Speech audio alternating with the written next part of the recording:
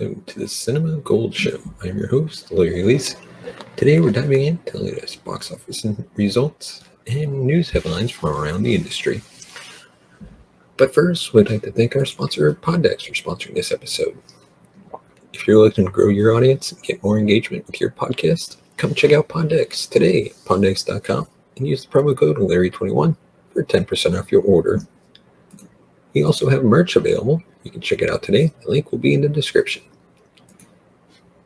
As always, give us a thumbs up, hit that subscribe button, and hit the bell notification button to be notified of future videos. And without further ado, our first topic, The Woman King shockingly lands at number 1.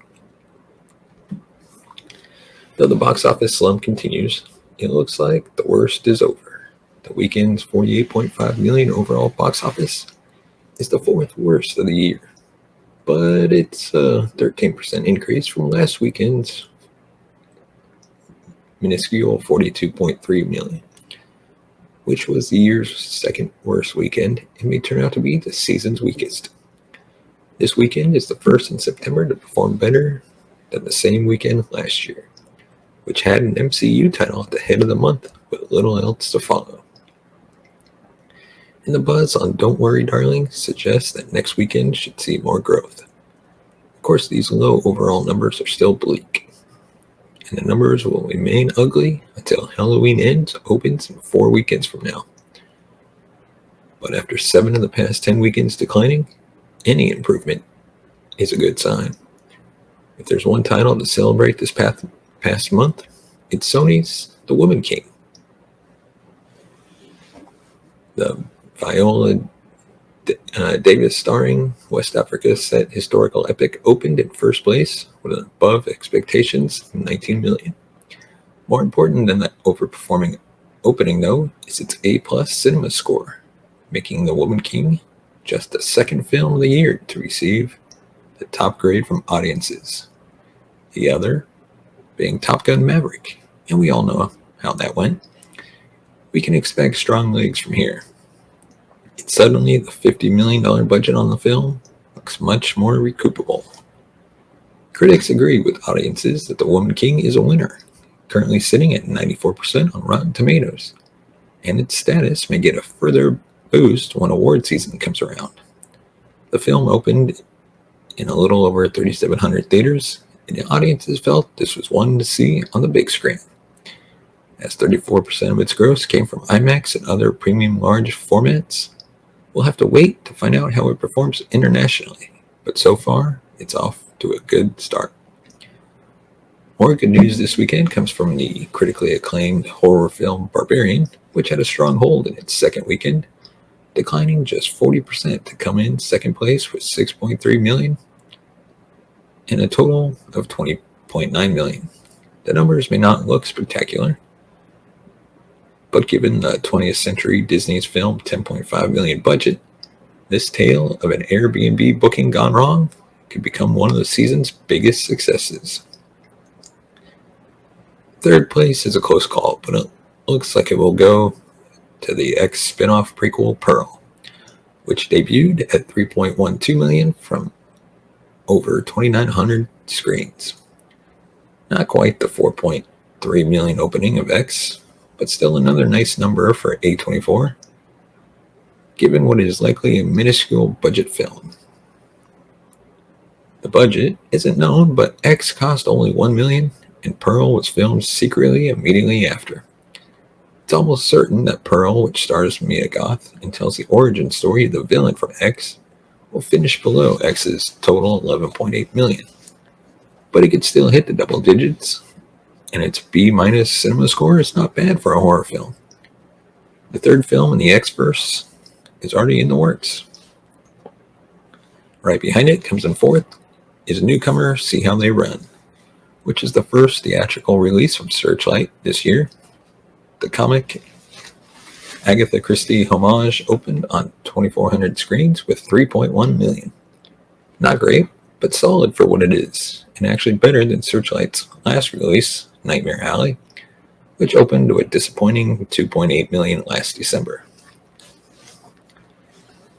The 1950 London set mystery stars Sam Rockwell and Adrian Brody.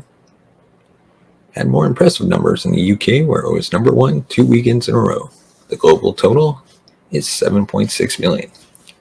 Fifth place went to Bullet Train in its 7th weekend, dropping 24% for a gross of 2.5 million. The domestic total is 96.4 million, with 100 million just around the corner. And the global total is now 222 million.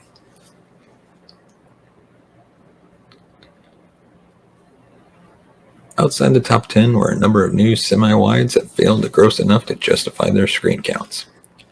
Kevin Smith's Clerks 3, with a release from Fathom Events, grossed $570K over the weekend, though its total since its Tuesday opening comes to a much better 2.11 million. And it would have cracked the top 10 with a Friday opening.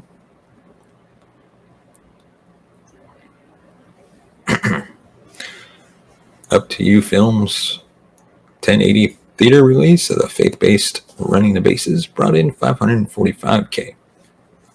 IFC gave its well-reviewed Thandie Newton starring neo-western God's Country a 785 theater release, resulting in a soft $300K. Grossing $260K was Confess. The reboot of the Fletch series with Greg Mottola at the helm and John Hamm in the role of the title character. Paramount put the film in 516 theaters day and date with its PVOD release. As for Focus Limited release of The Silent Twins, it grossed just $102K from over 200 theaters. Let us know your thoughts on the current box office numbers.